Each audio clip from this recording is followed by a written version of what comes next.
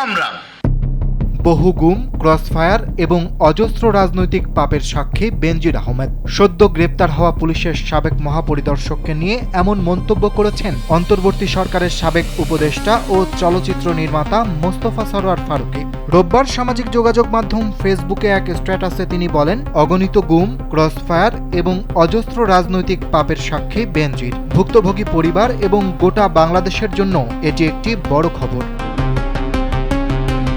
এদিকে বেনজির আহমেদের গ্রেপ্তারকে কেন্দ্র করে দেশের রাজনৈতিক অঙ্গনে নতুন করে আলোচনা শুরু হয়েছে। রোববার জাতীয় সংসদের স্বরাষ্ট্রমন্ত্রী সালাউদ্দিন আহমদ আনুষ্ঠানিকভাবে জানান, 12 জুন সংযুক্ত আরব আমিরাতের স্বরাষ্ট্র মন্ত্রণালয়ের অধীন director general of federal criminal police বাংলাদেশের ন্যাশনাল সেন্ট্রাল ব্যুরোকে ইমেইলের মাধ্যমে তার গ্রেপ্তারের তথ্য নিশ্চিত করেছে।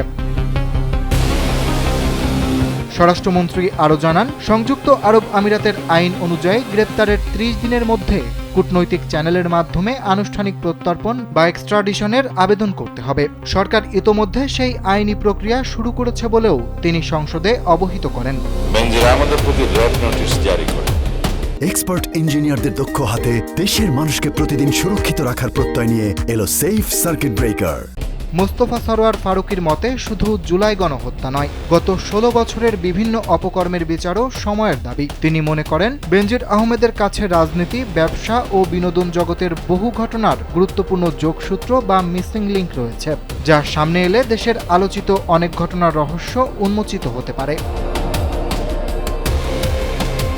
এদিকে বেনজিরের গ্রেপ্তারের খবরে স্বস্তি প্রকাশ করেছেন জুলাই গণ আন্দোলনের ভুক্তভোগী পরিবারের সদস্যরাও। সাধারণ মানুষের প্রত্যাশা, এই বিচার প্রক্রিয়া শুধু একজন ব্যক্তির জবাবদিহিতায় সীমাবদ্ধ থাকবে না, বরং দীর্ঘ সময় ধরে ঘটে যাওয়া অন্যায়, গুম, ক্রসফায়ার ও ক্ষমতার অপব্যবহারের অভিযোগগুলোরও সত্য উন্মোচনের পথ তৈরি করবে।